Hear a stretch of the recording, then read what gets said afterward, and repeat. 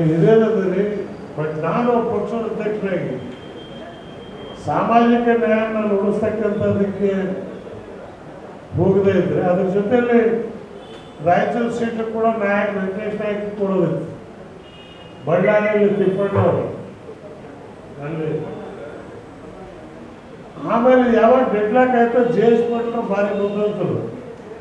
ಅವರಿದ್ದಾರೆ ಹೆಗಡೆ, ನೀವು ಬ್ರಾಹ್ಮಣ, ನಿಮಗೆ ಬುದ್ಧಿ ಇಲ್ಲ, ನೀವು ನಿಧಾನ ಸಾಬರು ನೀವು ಮಾಡಬಾರ್ದಾಗಿತ್ತು, ಅಧ್ಯಕ್ಷ ಮಾಡಿ ತಪ್ಪು ಮಾಡಿದ್ದೀವಿ, ನೀವು ಏನಾದರೂ ಬಿಟ್ಟಾದರೆ ಗೋಡೆನೇ ಉಳಿದೋಗ್ತೈತೆ. ಹಾಗಾಗಿ ನೀವು ಸುಮ್ಮನೆ ಬರ್ಕೊಳಪ್ಪ, ಯಾರು ಕಮ್ಯುನಿಸ್ಟ್ ಬರ್ಕ, ಇನ್ಯಾರೇ ಬರ್ಕ ಅಲ್ಲಿಗೆ ಸಮಸ್ಯೆ ಮುಗಿಸಿದ್ರು. ಎಲೆಕ್ಷನ್ ಆಯ್ತು. ಆ ಒಂದು ಸೀಟ್ನಿಂದ 4 ಸೀಟ್ ಗೆದ್ರು. ನನಗೆ ಫಸ್ಟ್ ಟೆಲಿಫೋನ್ ಮಾಡಿದ್ದ ರಾಮಕೃಷ್ಣ ಹೆಗಡೆ ಅವ್ರು ಹೇಳಿದ್ರು, ಇಬ್ರಾಹಿಂ ಯು ಆರ್ ರೈಟ್, ಆ ಒಂದು ಸೀಟಿಂದ 4 ಸೀಟ್ ಬಂದಿದೆ. You will become able leader of the state, god bless you ಅಂತೇಳಿ ಅವತ್ತು ಹೆಗಡೆ ಅವರು ಕದಲಾದನೆ ಮಾಡಿದ್ರು. ಆಮೇಲೆ ಅವ್ರ ಮನಸ್ಸಿನಲ್ಲಿ ಸೇವೆ ತೀರಿಸ್ಕೋಬೇಕು. ಈ ಕೆಲವರು ರಾಜಕಾರಣದಲ್ಲಿದೆ ಮನದ, ಆದರೆ ಹೆಗಡೆಯವರಲ್ಲಿ ಹಾಗೆ ಒಂದು ವಿಶ್ವಾಸ, ಪ್ರೀತಿ. ನಾನು ಸುಮಾರು 72ನೇ ಇಸ್ವಿಯಿಂದ ನಾನು ನೋಡ್ಕೊಂಡು ಬಂದವರು, 67ನೇ ಇಸ್ವಿಯಿಂದ ಆ ಒಂದು ರಾಜಕೀಯ ಹುಮ್ಮಸ್ಸು ಕಾರ್ಯಕರ್ತರದ್ದು. ಸೋಮಶೇಖರ್ ಅವರು ಹೇಳಿದ್ರು, ಎಲೆಕ್ಷನ್ ದುಡ್ಡು 77 ಎಲೆಕ್ಷನ್, ಫಸ್ಟ್ ಎಲೆಕ್ಷನ್ ಅಸೆಂಬ್ಲಿಯಲ್ಲಿ ನಮ್ಗೆ ಖರ್ಚಾಗಿ 4,000 ರೂಪಾಯಿ, 4,000 ರೂಪಾಯಿ ಖರ್ಚಾಗಿತ್ತು.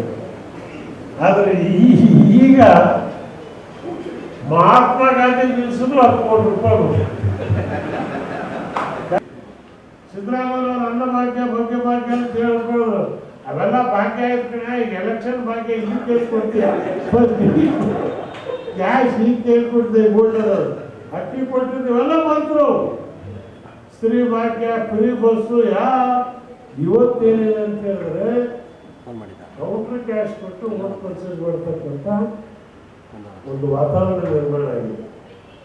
ಇದರ ವಿರುದ್ಧ ನಾವು ಹೋರಾಟ ಮಾಡೋದು ಗೆಲ್ತೀವೋ ಸಾಕು ಅವ್ರಿಗೆಲ್ಲ ಹೋಗ್ಬೇಕು. ಒಂದು 3ನೇ ಕಟ್ಟೆ ಯಾವತ್ತು ವಿಶ್ವನಾಥ್ ಪ್ರತಾಪ್ ಸಿಂಗ್ ಅವರು ನನಗೆ ಹೇಳೋರು, इब्राहिम जी एक चीज याद रखो, कांग्रेस और बीजेपी के विकल्प में एक पार्टी को हिंदुस्तान में होना जरूरी है. वो मुझे याद है, 3ನೇ ಶಕ್ತಿ ಇದ್ರೆ ದಲಿತರಿಗೂ ಅಲ್ಪಸಂಖ್ಯಾತರಿಗೂ ಮರ್ಯಾದೆ ಸಿಗುತ್ತೆ, ಇಲ್ಲದ್ರೆ ಮರ್ಯಾದೆ ಸಿಗೋದಿಲ್ಲ. ಈಗ ಹೆಂಗಾಗಿದೆ, ಈ ಸಾರ್ವಜನಿಕರಿಗೆ ಯಾವ ಕಾಂಗ್ರೆಸ್ನವರು ಹೋಗ್ತಾನೆ ಇಲ್ಲ. ಇರಬೇಕು, ಇದ್ರ ಬಗ್ಗೆ ಹಾಕಿ ಮಾಡಬೇಕಾದಿಲ್ಲ. ಮೋದಿಗೆ ಇಷ್ಟೇ ಹೇಳ್ಬೇಕು, ಎಷ್ಟು ಶ್ರೀಮಂತ ಇರ್ಬೇಕಪ್ಪ ಅದು ಒಂದು ಫಿಕ್ಸ್ ಮಾಡು, 100 ಕೋಟಿ ಇರಬೇಕು, 200, ಆಮೇಲೆ ಫಿಕ್ಸ್ ಮಾಡಿ. ರಾಜಕಾರಣದಲ್ಲಿ ಕಾಯಕ ಅಂದರೆ ಕರ್ತವ್ಯ, ಆ ಕರ್ತವ್ಯವನ್ನು ಯಾವ ರೀತಿ ನಿರ್ವಹಿಸಬೇಕು ಅಂತೇಳಿ ಸನ್ಮಾನ್ಯ ರಾಮಕೃಷ್ಣ ಹೆಗಡೆ ಅವರು ತಿಳಿಸ್ಕೊಟ್ರು. ಜಾತಿ ರಹಿತ ಸರ್ಕಾರ, ಭೇದ ಭಾವ ಇಲ್ಲದ ಸರ್ಕಾರ ಮತ್ತು ಭ್ರಷ್ಟಾಚಾರ ಇಲ್ಲದ ಸರ್ಕಾರ ಯಾವ ರೀತಿ ಜನರಡಿಗೆ ತೊಗೊಂಡೋಗಬೇಕು, ಸರ್ಕಾರದ ವಿಕೇಂದ್ರೀಕರಣವನ್ನು ಕೊಟ್ಟಂಥ ಪಿತಾಮಹ ಅಂತ ಹೇಳೋದು ತಪ್ಪಾಗಲ್ಲ. ಅವರ ನೆನಪಾಗಿ ನಾವು ಇವತ್ತು ಅವರ ಬರ್ತ್ಡೇಯನ್ನು ಆಚರಣೆ ಮಾಡಿದ್ದೀವಿ. ಈ ಬರ್ತ್ಡೇ ನಿರಂತರವಾಗಿರುತ್ತೆ.